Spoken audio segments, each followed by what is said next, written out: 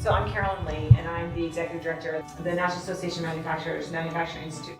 The institute that I lead is at the nonprofit arm, so we're the foundation, and our mission is to help develop the workforce that manufacturers need. So we have a three-part mission. It's to attract, train, and retain. So we do things like how do we attract people, and it's one of the things that I want to extract from you guys today. What made you all come into the program?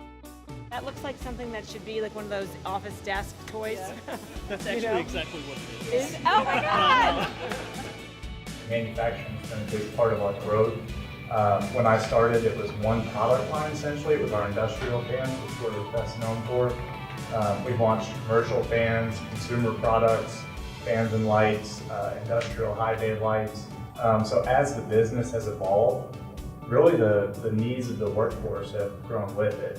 And I think that's the sign of a good employer, and something that as you all progress in your careers, you'll look for those marks is who's going to offer me a lot of opportunities to grow.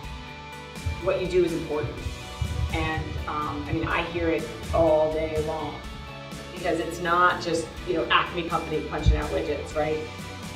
We have to change what people think about manufacturing, so we get many more people behind you, and that's just going to do a whole lot of good for our communities and our families.